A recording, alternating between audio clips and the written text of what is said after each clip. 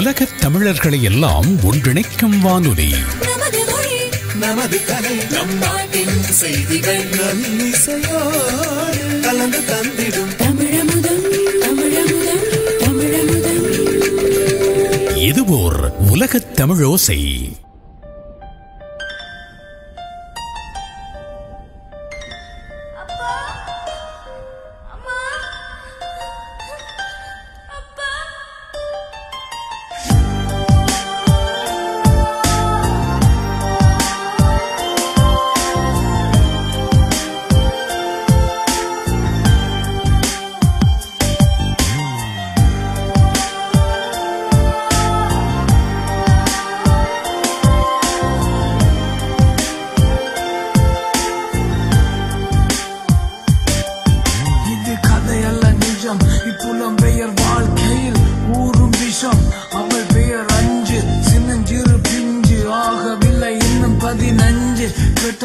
பாசம் அன்பா சின்ன நேசம் கிடைக்கல பாசம் நேசம் வாழ்க்கையாகி போனதடா வேஷம்.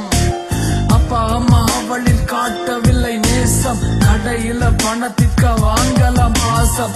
அப்பா 2 வேளை வரலாம் காலமால வந்தால் கூட தூக்கம் 5 கண்ணில் ஏக்கம். அப்பா என்ன பாருங்கோ 5 என்று கொள்ளுங்கோ.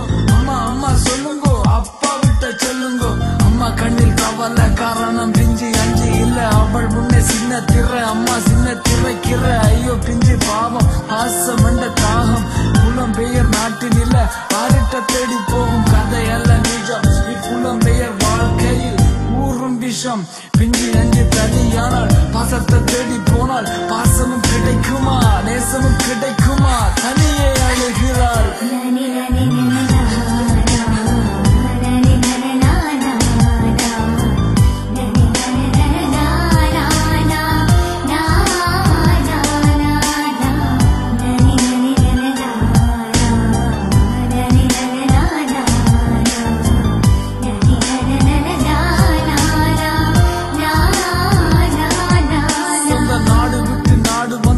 வீட்டில் அன்புழந்தாள் தெருவில் வாடுகிறாள் அன்பதை தேடுகிறாள். அப்பாவும் மாறவில்லை அம்மாவும் மீளவில்லை.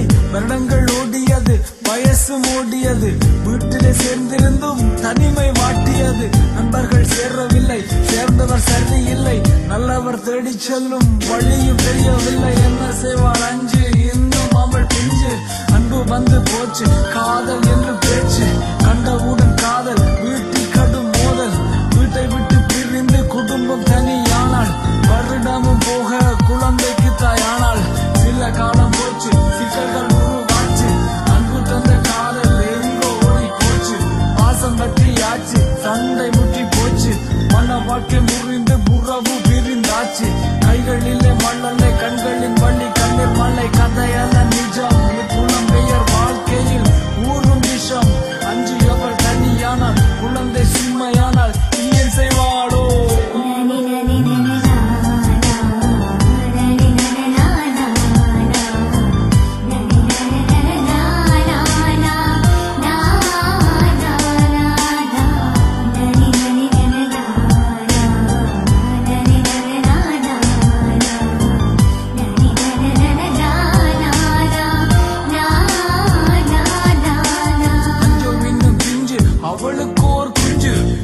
தந்த பாசம் ஓடிச்சு சில மாசம். பிள்ளையோடு கொஞ்சி கொஞ்சி நேரம் செலவிட வேலைக்கு நேரம் போச்சு. வேலையே ஒரு நாள் போச்சு. கைகளில் காசு இல்லை உதவ யாரும் இல்லை. செய்வது என்னவென்று அவளுக்கு புரியவில்லை.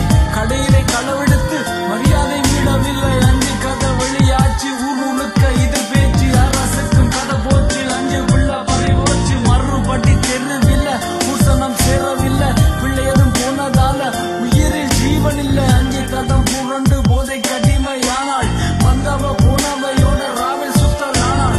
5 வாழ்க்கை மாறி போச்சு மானம் மலை ஏறி போச்சு. என்ன செய்வாள் 5 இன்னும் அவள் பிஞ்சு. என்ன செய்து முடியல பாசம் நேசம் கிடைக்கல. கண்ணாடி முன்னால நின்று இருந்தென்ன பயன் வாழ்ந்தென்ன பயன்? கேட்ட கல்விக்கு பதில் இல்ல. வாழ்வு முடிப்பதில் பிள்ளை இல்ல. கதறினாள் 5 அவள் குடிக்கிறாள் 5.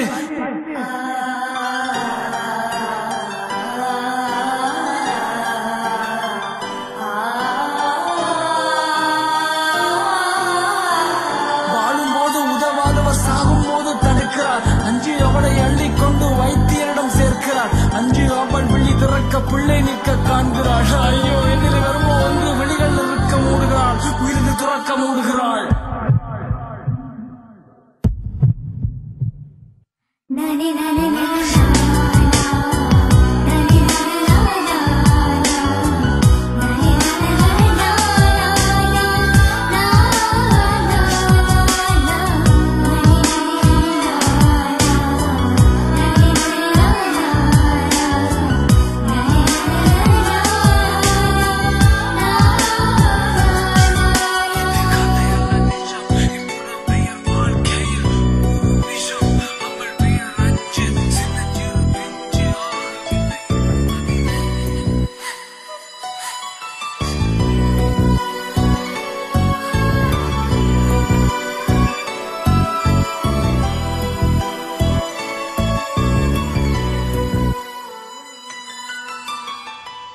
டென்மார்க் நாட்டில் எதிர்வரும் சனிக்கிழமை டென்மார்க் கலைஞர்கள் ஒன்றிணைந்து விளங்கும் வெள்ளி விழா கலை மாலை என்கின்ற கலை நிகழ்ச்சி நடைபெற இருக்கிறது.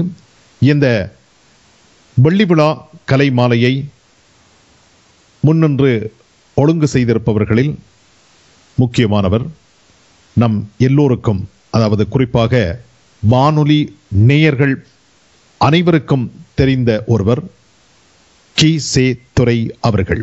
அவரை இப்பொழுது நாங்கள் வானொலியில் சந்தித்துக் கொள்கின்றோம். வணக்கம் ஆசிரியர் கி சே துரை அவர்களே.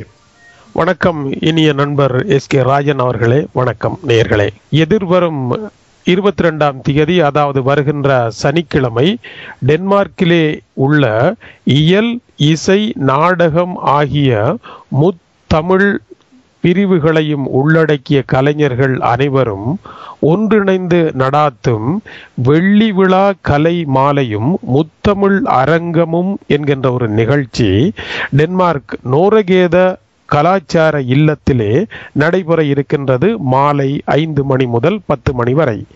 இந்த நிகழ்ச்சிக்கு டென்மார்க்கில் இருக்கின்ற முக்கிய அரசியல் தலைவர்கள், மந்திரிகள் உட்பட பலர் தங்களுடைய வாழ்த்து செய்திகளை அனுப்பியிருக்கின்றார்கள். பல அரசியல் தலைவர்கள் கலந்து கொண்டு டென்மார்க் நாட்டிலே தமிழ் மக்கள் குடியேறி 25 வருடங்கள் ஆகிவிட்டன.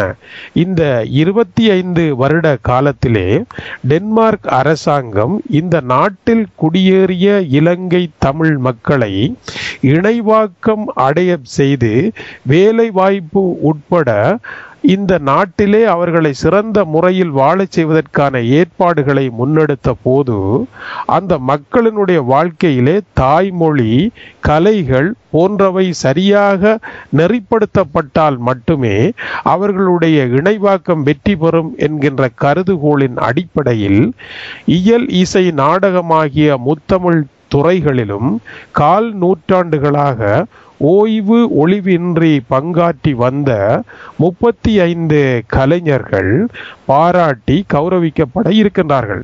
இவர்களுக்குரிய கௌரவங்களை டேனிஷ் அரச தலைவர்கள் நேரடியாக நின்று அவர்களை வாழ்த்த இருக்கின்றார்கள்.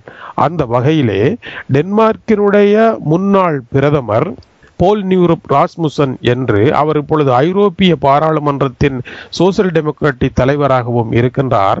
அவர் எழுதியுள்ள கடிதத்திலே இந்த நாட்டிலே தமிழ் மக்கள் குடியேறிய பின்னர் இந்த நாட்டினுடைய பொருளாதாரத்திற்கும் சிறந்த வாழ்க்கைக்கும் காரணமாக அமைந்த மக்கள் குழுவினர் என்றும் அவர்களுடைய கலை நிகழ்ச்சிகளையும் கலை ஆர்வத்தையும் பல தடவைகள் தான் நேரடியாக கண்டு களித்திருப்பதாகவும் கூறி, இன்று டென்மார்க்கிலே குடியேறிய அனைத்து உலக மக்களிலும் ஈழத் தமிழினம் அனைவரையும் விரைவாக முந்தி கல்வி முன்னேற்றம், வேலைவாய்ப்பு முன்னேற்றம், சொந்த வீடுகள் என்கின்ற பொருளாதார முன்னேற்றம், டேனிஷ் பொருளாதாரத்தை தொடர்ந்தும் பணக்கார பொருளாதாரமாக வைத்திருக்கின்ற வகையிலே எடுக்கப்பட்ட கணிப்பீடுகளிலே டேனிஷ் மக்களுக்கு அடுத்தபடியாக 2வது இடத்தை பெற்ற இனமாக இந்த ஈழத்தமிழினம் தன்னை அடையாளப்படுத்தி இருப்பதாக தேர்வு செய்யப்பட்டிருக்கின்றது.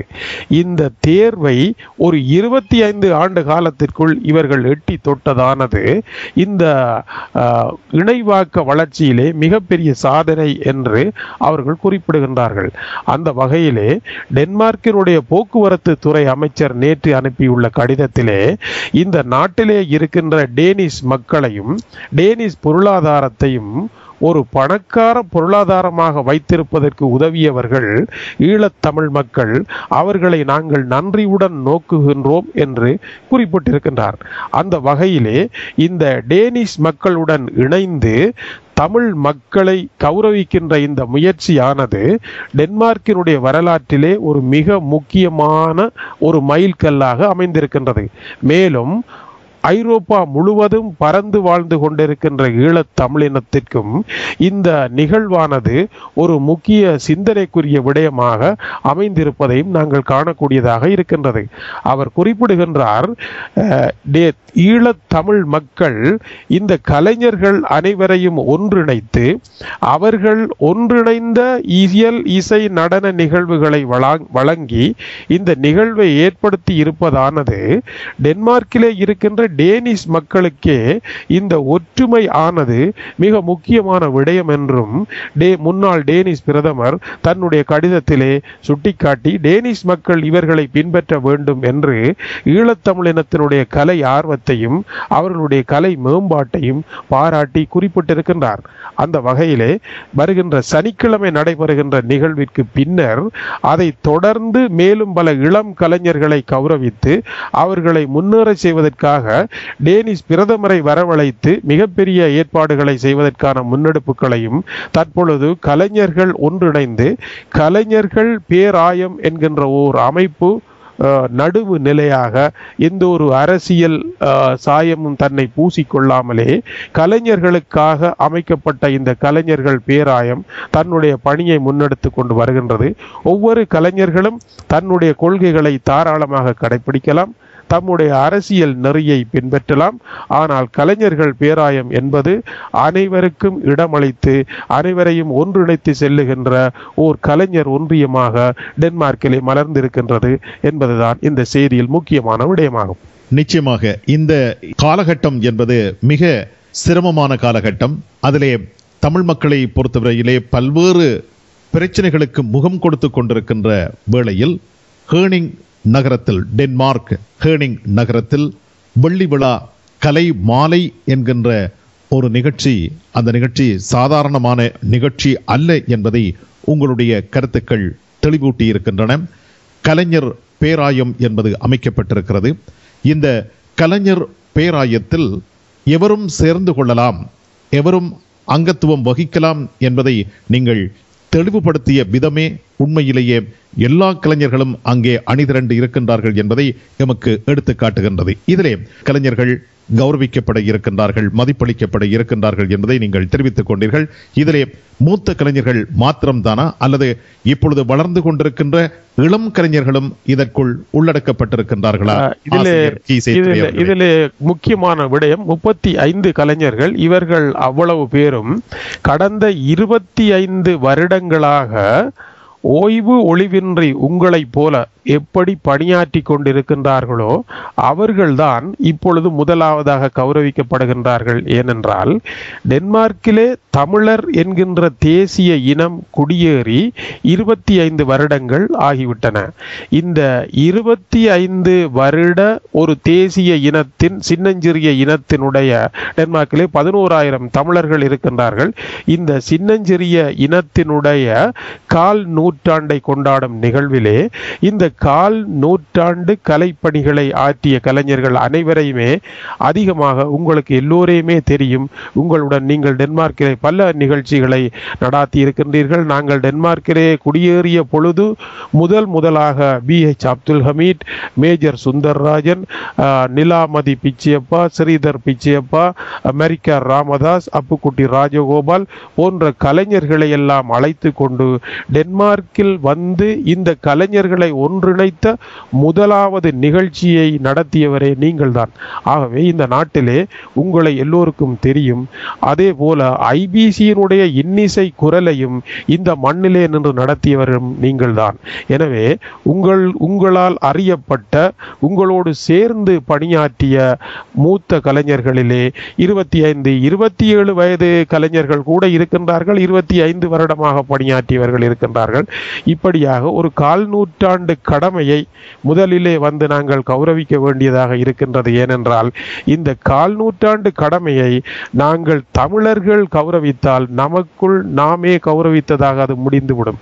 எனவேதான் டேனிஷ் அரசை அணுகி, டேனிஷ் தலைவர்களை அணுகி, எமது மக்களை இந்த டேனிஷ் அரச கட்டமைப்பின் ஊடாக வாழ்த்த செய்ய வேண்டியதும், டென்மார்க்கிலே இருக்கின்ற ஊடகங்களின் ஊடாக அதை அறிய கொடுப்பதும், இந்த ஈழத்தமிழினத்தின் இன்று அவர்கள் சுமந்து நிற்கின்ற வலிகளுக்கு ஒரு மருந்தாகவும் அவர்களுடைய ஒற்றுமையை வளர்த்தெடுக்க வேண்டிய கட்டாய கடமையை கலைஞர்கள் செய்ய வேண்டி இருக்கின்ற காரணத்தினாலும் யார் மீதும் வலியும் யார் மீது குறையும் காணாமல் அடுத்த கட்டமாக நாங்கள் ஒற்றுமையாக முன்னேற வேண்டிய ஒரு காலகட்டத்தில் இருக்கின்றோம் என்பதை அனைவரும் உணர்ந்து காலத்தின் தேவை கருதி எல்லோரும் கைகோத்து டேனிஷ் தலைவர்களுடனும் டேனிஷ் அரசுடனும் நாங்கள் இணைந்து நடந்து இந்த ஈழத்தமிழினத்தினுடைய அந்த ஆளுமையை நிலைநாட்டலாம். அதை தொடர்ந்து உலகளாவிய ரீதியிலே இருக்கின்ற மற்றைய புலம்பெயர் உறவுகளுடனும் மற்றைய நாடிலே இருக்கின்ற உறவுகளுடனும் இணைந்து ஒரு ஐரோப்பிய ஒன்றிய அளவிலே ஒரு பெரும் கலைஞர் பேராயம் ஒன்றை உருவாக்கி இந்த தமிழ் தேசியத்தை ஒரு வலிமை மிக்க சக்தியாக கடந்த 2009 ஆண்டுக்கு முன்னர் இருந்தது போன்ற ஒரு பலமிக்க சக்தியாக உருவாக்குவதற்கு இந்த கலையும் கலைஞர்களினால் தான் முடியும் என்கின்ற ஒரு நோக்கத்தின் அடிப்படையிலே ஒரு முதலாவது அடியை நாங்கள் எடுத்து வைத்திருக்கின்றோம். நிச்சயமாக இயல் அரங்கம், இசை அரங்கம், நாடக அரங்கம் என்று முத்தமிழ் கலை விருந்தை நீங்கள் இந்த வெள்ளி விழா கலை மாலையிலே அமைத்திருக்கின்றீர்கள். எனவே அங்கு இடம்பெறப் போகின்ற நிகழ்ச்சிகள் பற்றி ஒரு முன்னோட்டமாக நீங்கள் எடுத்து கூறக்கூடியதாக இருக்குமா ஆசிரியர் அவர்களே? 5 மணிக்கு டென்மார்க்கிலே தொடர்ந்து இசை நிகழ்ச்சிகளை நடத்தி கொண்டிருக்கின்ற சிம்போனி இசைக்குழுவினுடைய இசை பாடல்கள், மெல்லிசை பாடல்கள், சினிமா பாடல்கள் அடங்கிய முதல் இசை நிகழ்ச்சி 10 பாடல்கள் அரங்கமாகின்றன.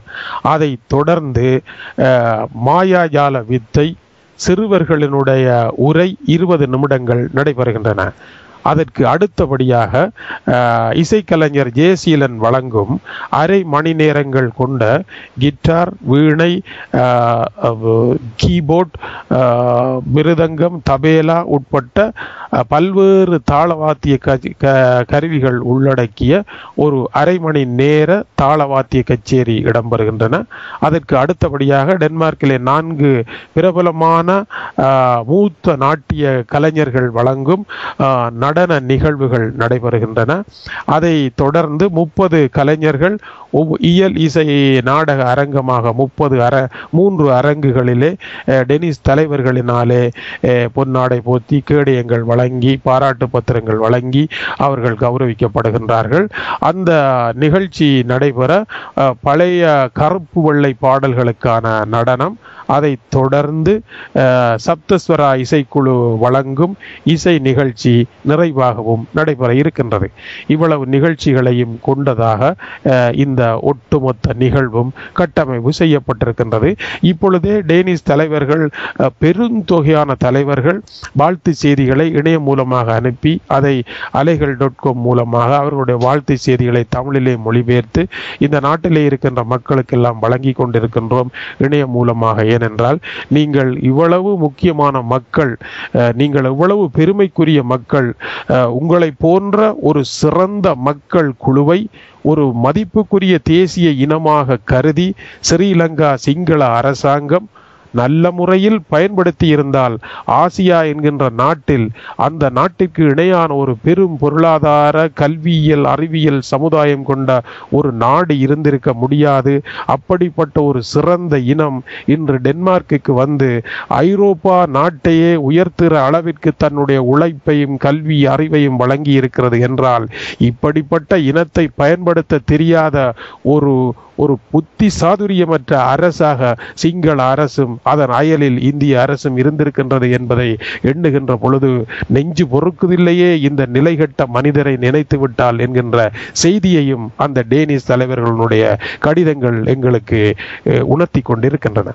ஒரு வரலாற்றிலே கால் நூற்றாண்டு என்பது எவ்வளவு முக்கியமானது என்பதை எல்லோருமே அறிந்து கொள்வார்கள் என்று நம்புகின்றேன். அந்த வகையில் புலம்பெயர் தேசத்தில் நம்முடைய தமிழ் மக்கள், குறிப்பாக டென்மார்க் நாட்டிலே அவர்கள் புலம்பெயர்ந்து 25 ஆண்டுகள் நிறைவு பெற்றுவிட்டது. இந்த கால் நூற்றாண்டை கொண்டாடும் வகையிலே அதிலும் கூட நீங்கள் இந்த கலைஞர் பேராயம் என்கின்ற ஒரு அமைப்பை மிக சுதந்திரமாக நீங்கள் உருவாக்கி அதிலே அங்கே வாழ்ந்து கொண்டிருக்கின்ற அத்தனை தமிழ் கலைஞர்களையும் உள்ளடக்கி அவர்கள் ஊடாக ஒரு பெரிய திட்டத்தை நீங்கள் வகுத்து செயல்படுத்த முன்வந்திருப்பது உண்மையில் பாராட்டுக்குரியது. இந்த 25வது ஆண்டை நீங்கள் அற்புதமாக வடிவமைத்திருப்பதும் உண்மையில் பாராட்டுக்குரியது. இது மற்ற நாடுகளில் வாழ்ந்து கொண்டிருப்பவர்களுக்கும் முன்னோட்டமாக நிகழப்போகின்ற ஒரு நிகழ்ச்சி என்றுதான் என்னால் கூறக்கூடியதாக இருக்கிறது. இந்த நிகழ்ச்சிகள் பற்றி மேலும் நீங்கள் தெரிவிக்கக்கூடிய விடயங்கள் என்ன, ஆசிரியர் கீசே துரை அவர்களே? இந்த நிகழ்ச்சியை ஆரம்பிப்பதற்காக சென்ற ஜூன் மாதம் 17ஆம் தேதி ஒரு சந்திப்பொன்றை ஏற்படுத்தி அனைத்து கலைஞர்களுக்கும் அழைப்பை விடுத்திருந்தோம். இதற்கு இப்பொழுது முதலாவதாக ஒரு சந்திப்பை ஏற்படுத்தி ஒரு நிர்வாகத்தை நாங்கள் அமைத்து விட்டோமாக இருந்தால் அதில் பல்வேறு பிரச்சனைகள் வரும். ஏனென்றால் பலரை புதிதாக சேர்க்கவில்லை, நான் வரவில்லை, என்னை அழைக்கவில்லை என்கின்ற பல்வேறு சிக்கல்கள் வரும்.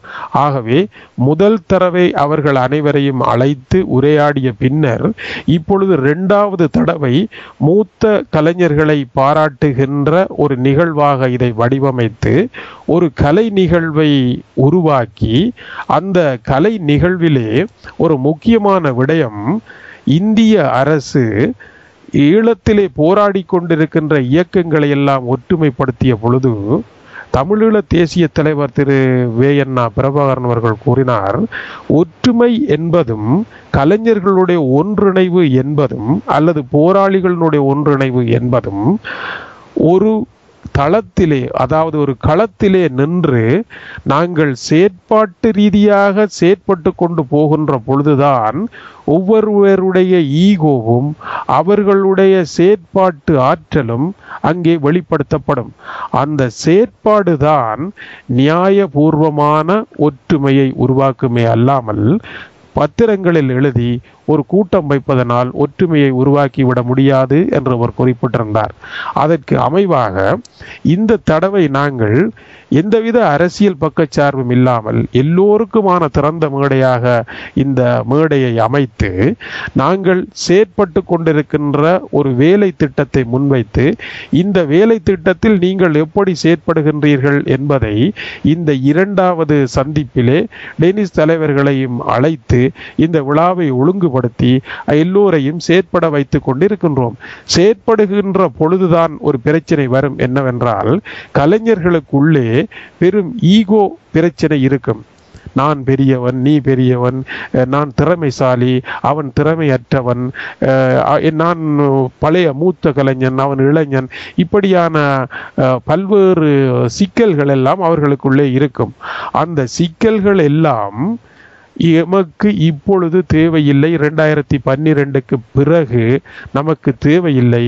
நாம் இப்பொழுது இருக்கும் நிலை, நாம் முற்றாக அழிக்கப்பட்டு தேசத்தை இழந்து நம்பிக்கை இழந்து நிற்கின்ற இந்த நேரத்திலே நாங்கள் மறுபடியும் பழைய ஈகோவை வைத்து முன்னேற முடியாது. எனவே செயற்பட்டு பாருங்கள் என்பதற்காக நிர்வாகம் அமைக்காமலே ஒரு பரிசோதனை போலவும் ஒரு எக்ஸாம் போலவும் இந்த செயற்பாட்டு வேலை திட்டத்தை இப்பொழுது முன்னெடுத்து கொண்டிருக்கின்றோம். எதிர்வரும் சனிக்கிழமை முடிவடைகின்ற பொழுது எப்படி செயற்பட்டிருக்கின்றார்கள், இந்த பரீட்சையிலே யார் சித்தியடைந்திருக்கின்றார்கள், மற்றவர்கள் ஏன் சித்தியடைய முடியாமல் போனது என்பதை மறுபடியும் உரையாடலுக்கு எடுத்து அதற்கு அடுத்ததாக 3வது பெரிய வேலை திட்டத்துக்குள்ளே நுழைகின்றோம். அந்த 3வது பெரிய வேலை திட்டமானது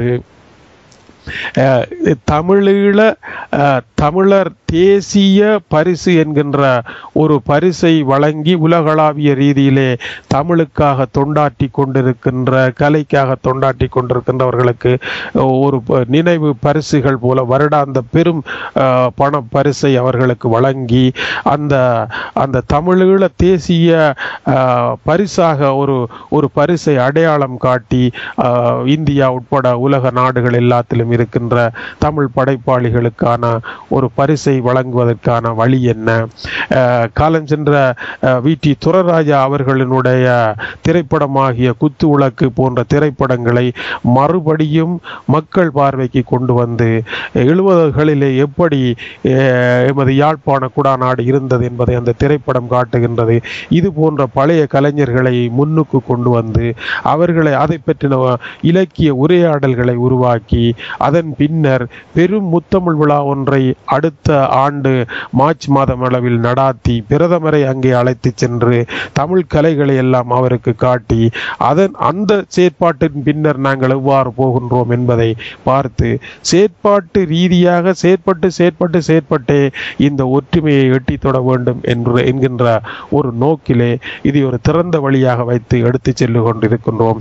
ஆகவே ஐரோப்பாவில் மற்ற நாடுகளிலும் இந்த தியரி எவ்வளவு தூரம் சக்சஸா வருகிறது என்பதை பார்த்து அதனுடைய குறைநிறைகளை திருத்தி அதே கோட்பாட்டை நாங்கள் பிரான்சிலும் மற்ற ஐரோப்பிய நாடுகளிலும் பயன்படுத்தி அதை முன்னெடுத்து சென்றால் பிறகு எல்லாவற்றையுமே ஒன்றிணைத்த குடையமைப்பாக உலகளாவிய தமிழர்களினுடைய கலைத்துவ பேராயம் ஒன்றை உருவாக்குவோமாக இருந்தால் அந்த உலகளாவிய தமிழர்களுடைய கலைத்துவ பேராயமானது அரசியல் ரீதியாக பிளவுபட்டிருக்கின்ற அனைவரையும் ஒன்றிணைத்து தமிழர்களுடைய அந்த தேசிய சக்தியை ஒரு குடை கீழே ஒரு பெரும் அறிஞர் கலைஞர் கொண்ட ஒரு சுதந்திர ரீதியான சர்வதேச சட்டங்களுக்கு உட்பட்ட ஜனநாயக ரீதியான கருத்து சுதந்திரம் உள்ள எல்லோரும் என்னுடைய ஸ்தாபனம் என்று தமிழர்கள் எல்லாம் கருதக்கூடிய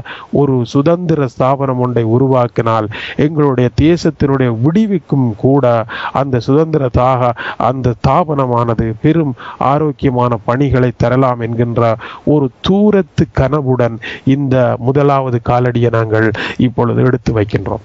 தூரத்து கனவோடு நீங்கள் எடுத்து வைத்திருக்கின்ற அந்த காலடி என்பது நிச்சயமாக அது சிறந்த முறையிலே பயணிப்பதற்கான காலடியாக இருக்கும் என்பதில் நம்பிக்கை இருக்கிறது. இதிலே குத்துவிளக்கு திரைப்படம் பற்றி நீங்கள் கூறியிருந்தீர்கள்.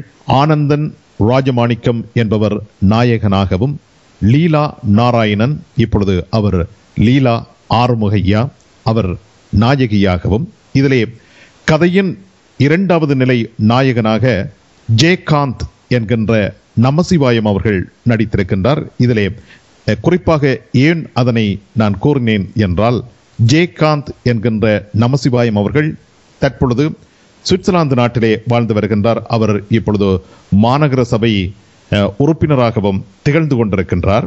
உண்மையில் அவர் இந்த தகவலை கேட்கின்ற பொழுது நிச்சயமாக மகிழ்ச்சி அடைவார். ஆமாம், VST அவர்கள் இந்த புலம்பெயர் தேசத்திற்கு வருகை தருவதற்கு விருப்பப்பட்டிருந்தார். அவருடைய வருகை அமைவதற்கு முன்னர் இயற்கை எய்திவிட்டார். அது துயரமான செய்தி. இருந்தாலும் கூட அவருடைய புகழை பரப்பும் வகையிலே உங்களை போன்ற கலை ஆர்வலர்கள் கலைத்துறையிலே ஆக்கபூர்வமான பணியை ஆற்ற வேண்டும் என்று எண்ணி செயல்பட்டு கொண்டிருப்பவர்கள், இதைத்தான் கூற முடிகிறது. அதாவது பேசுவது என்பது வேறு, செயல்படுவது என்பது வேறு. செயல்பாட்டின் ஊடாக பல்வேறு விதமான விடயங்களை, பல்வேறு கலைஞர்களை எங்களால் ஒன்றிணைக்க முடியும். அதனை நீங்கள் செயல்படுத்தி கொண்டிருக்கின்றீர்கள். அதற்காகத்தான் உங்களை இன்று வானொலிக்கு அழைத்து அந்த விவரங்களை உங்கள் மூலமாகவே நாங்கள் கேட்டுக்கொண்டிருக்கின்றோம். சொல்லுங்கள், ஏதோ நீங்கள் ஆமாம், இதிலே நமது சினிமா துறையினுடைய மூத்த கலைஞர் திரு ரகுநாதன் அவர்களினுடைய பொன்விழா நிகழ்வுகளை நீங்கள் பாரிஸில் நடாத்திய பொழுது அந்த நிகழ்ச்சிக்கு நானும் டென்மார்க்கில் இருந்து வருகை தந்திருந்தேன். அந்த நேரம் அந்த அரங்கிலே அமர்ந்திருந்தவர்களுக்கு பக்கத்திலே நீங்கள் குறிப்பிட்ட ஜெயகாந்த் நமசிவாயம் அவர்களும் எனக்கு பக்கத்தில் தான் அமர்ந்திருந்தார். அப்பொழுது நான் ரகுநாதன் அவர்களை பாராட்டி பேசிய பின்னர் அவர் சொன்னார், நான் பேச இருந்ததை நீர் பேசிவிட்டீர் என்று சொல்லி வேடிக்கையாக எனக்கு சொன்ன பொழுது நான் அவரை அவ்வளவு தூரம் எனக்கு அவரை ஞாபகத்திலே இருக்கவில்லை.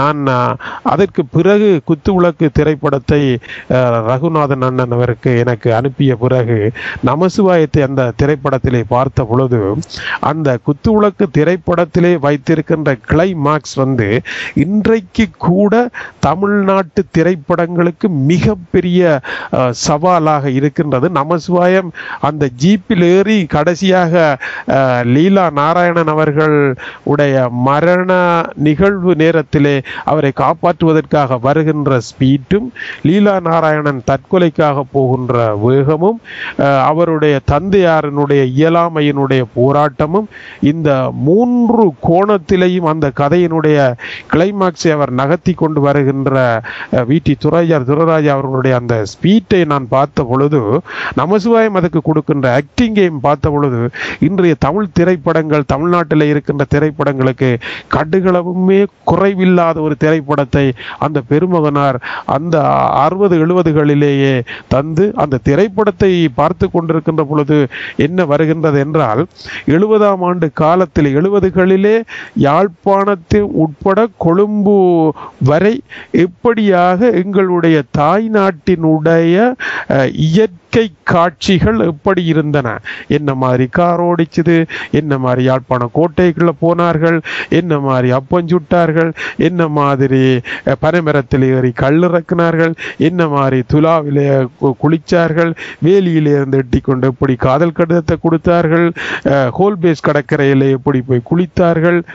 இந்த வாழ்க்கை முழுவதையுமே அவர் நன்கு திட்டமிட்டு, அவர் ஒரு பெருங்கட்டிட கலைஞர், அந்த கலைத்துவ வடிவமாக யாழ்ப்பாணம் என்பதை திரையாக எழுத வேண்டும் என்று சொல்லி அந்த இயற்கையினுடைய அழகுகளை எல்லாம் கொலுவெடுத்து அவர் அந்த யாழ்ப்பாணத்தினுடைய எல்லா விதமான கட்டமைப்புகளையும் நன்கு திட்டமிட்டு ஒரு கட்டிடம் போல, மாடி வீடுகள் போல உருவாக்கி அதில் ஒரு அழகான கதை ஒன்றை பின்னி அந்த கதையிலே யாழ்ப்பாணத்தையும் ஈழத்தமிழினத்தின் வாழ்க்கையையும் கொண்டு வந்து ஒரு காவிய வடிவமாக, காவிய நூலாக அந்த குத்து விளக்கு என்று சொல்லி அதற்கு ஒரு அற்புதமான பெயரிட்டு அதை தந்திருக்கின்றார் என்ற பொழுது, அந்த படத்தை இன்றைக்கு பார்க்கிற பொழுது நான் ஒரு திரைப்பட இயக்குனர் என்கின்ற முறையிலே பூக்கள், இளம்புயல், இப்பொழுது உயிர் வரை இனித்தா என்ற திரைப்படத்தையும் இயக்கி இருக்கின்றேன். இந்த 3 திரைப்படத்தையும் இயக்கி எனக்கு இந்த எங்களுடைய மூத்த அந்த கலைஞர்களை நினைக்கின்ற பொழுது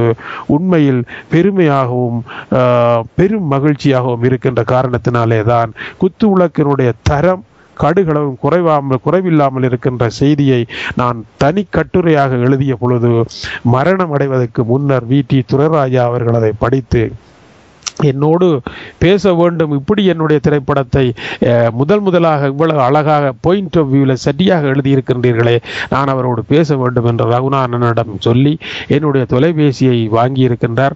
நான் அவருக்கு தொலைபேசி எடுத்தேன், சந்திக்க முடியவில்லை. அவர் எனக்கு எடுத்தார், சந்திக்க முடியவில்லை. நாங்கள் இருவரும் சந்திக்க முடியாமலே அண்ணன் அவருடைய வாழ்க்கை நிறைவடைந்து விட்டது. மிகப்பெரிய சோகமாக இருந்தாலும் என்னுடைய இதயத்தில் அவர் ஈழத்தின் திரைப்படம் தரம் குன்றியது அல்ல என்கின்ற செய்தியை தன்னுடைய குத்து விளக்கு ஒளியிலே உலக தமிழினத்துக்கு காட்டிவிட்டுத்தான் தன்னுடைய பயணத்தை மேற்கொண்டிருக்கின்றார் என்பதை குத்து விளக்கை பார்த்ததும் நான் திட்ட தெளிவாக புரிந்து கொண்டு அதை இன்று கலைஞர் பேராயத்திலே டென்மார்க்கில் இருக்கின்ற அனைத்து கலைஞர்களுக்கும் காண்பிப்பதற்கு தயாராகி கொண்டிருக்கின்றேன். நிச்சயமாக இன்று நாங்கள் எல்லோருமே இந்த குத்துவிளக்கு திரைப்படத்தை மீண்டும் பார்ப்பதற்கு அந்த சிந்தனை, அந்த செயல்பாடு என்பது உண்மையில் இலங்கையில் கொழும்பில் வாழ்ந்து கொண்டிருக்கின்ற எழுத்தாளர் தம்பி ஐயா தேவதாஸ் அவர்கள்தான் இந்த சிந்தனையினுடைய ஆரம்பகர்த்தா. அவர் இந்த திரைப்படங்களை எல்லாம் மீண்டும் மக்கள் பார்க்க வேண்டும் என்பதற்காக செயல்பட்டார். அது தற்பொழுது யாழ்ப்பாணத்திலும் திரை அரங்கில் காட்சி அளித்திருக்கின்றது என்ற செய்தியையும் நாங்கள் அறிந்து கொள்ளக்கூடியதாக இருக்கிறது. உங்களை போன்ற கலை ஆர்வலர்கள், திரைப்பட இயக்குனர்கள் என்போர்கள் மீண்டும் அந்த திரைப்படத்தை பார்த்து அந்த திரைப்படம் பற்றி பேசுகின்ற பொழுது எதிர்கால சந்ததியினர், இளம் சந்ததியினர், எங்கள் நாட்டில் இந்த திரைத்துறை என்பது எவ்வாறு இருந்தது, அங்கும் கலைஞர்கள் செயல்பட்டிருக்கின்றார்கள் என்பதை அறிந்து கொள்வதற்கும் ஒரு வாய்ப்பு ஏற்படுத்தப்பட்டிருக்கிறது என்று நான் நினைக்கின்றேன். நீங்கள் என்ன கூறுகின்றீர்கள்? ஆமாம், ஈழத் திருநாடே, என்னருமை தாயகமே, இருகரம் கூப்பி உன்னை வணங்குகிறேன் அம்மா என்று குணசீலநாதன் அவர்கள் பாடுகின்ற பொழுது, குலசீலநாதன் அவர்கள் பாடுகின்ற பொழுது அந்த யாழ்ப்பாண மாநகராட்சி சபை உட்பட ஈழம் முழுவதையுமே அவர் கேமராவினாலே எழுதி கொண்டு செல்லுவார். அந்த பாடல்லே வாழும் இனங்கள் இரண்டு என்று சொல்லி முஸ்லிம்களையும் தமிழர்களாகவே இணைத்து அங்கே அவர் பாடுவார். இன்று மட்டக்களப்பிலே நடைபெற்றிருக்கின்ற தேர்தலும் அதற்கு பிறகு முஸ்லிம் காங்கிரஸ் எடுத்திருக்கின்ற முடிவையும் நாங்கள் பார்க்கின்ற பொழுது அந்த அன்றைய காலத்து எண்ணங்களும் இன்றைய காலத்து யதார்த்தங்களும் எவ்வளவு தூரம் மாறி இருக்கின்றது என்கின்ற வரலாற்றை கூட பார்ப்பதற்கு அது ஒரு துணையாக இருக்கின்றது. அது மிகவும் பாராட்டப்படக்கூடிய ஒரு விடயமாகும். அதாவது கலை படைப்பு என்பது உண்மையில் வரலாற்றை எடுத்து காட்டுகின்றது என்பதற்கு இந்த குத்துவிளக்கு திரைப்படம் உதாரணமாக அமைந்திருக்கின்றது. டென்மார்க் நாட்டிலே நீங்கள் 22ஆம் தேதி சனிக்கிழமை நடாத்தப் போகின்ற இந்த வெள்ளி விழா கலை மாலை, முத்தமிழ் நிகழ்வாக இடம்பெறப் போகின்ற இந்த கலை மாலை தொடர்பான கருத்துக்களை தங்களிடம் நாங்கள் கேட்பதற்காக வானிலை வழியாக தங்களிடம் வந்த பொழுது நீங்கள் இவ்வளவு சிறப்பான விடயங்களை எல்லாம் எடுத்து கூறியிருக்கின்றீர்கள். இன்னும் இந்த தமிழமுதம் வானொலியில் உங்களுடைய பணிகளை நீங்கள் மென்மேலும் ஆற்ற வேண்டும் என்பதுதான் எங்களுடைய விருப்பம்.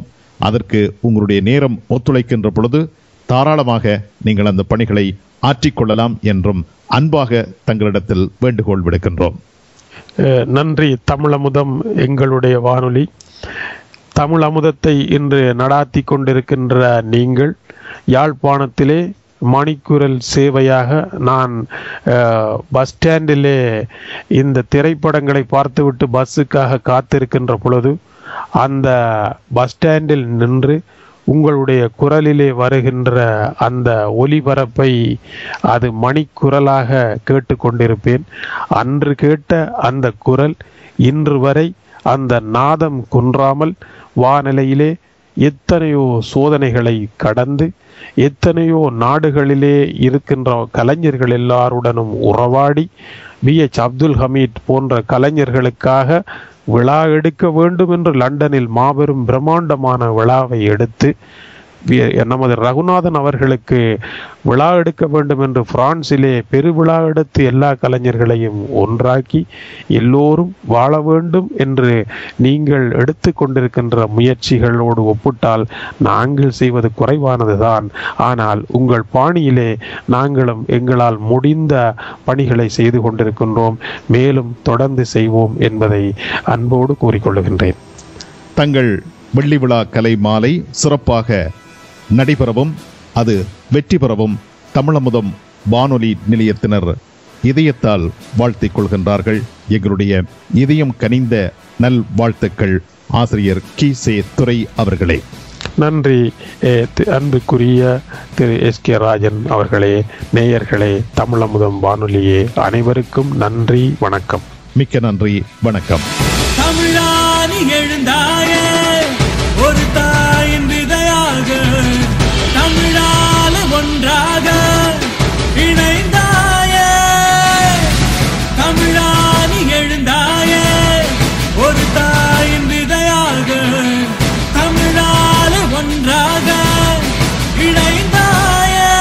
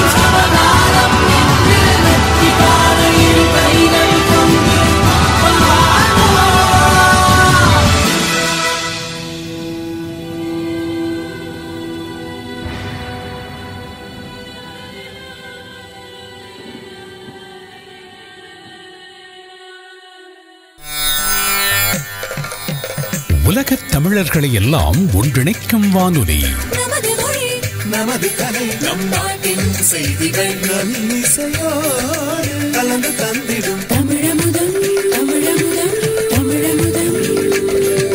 இதுவோர் உலகத் தமிழோசை.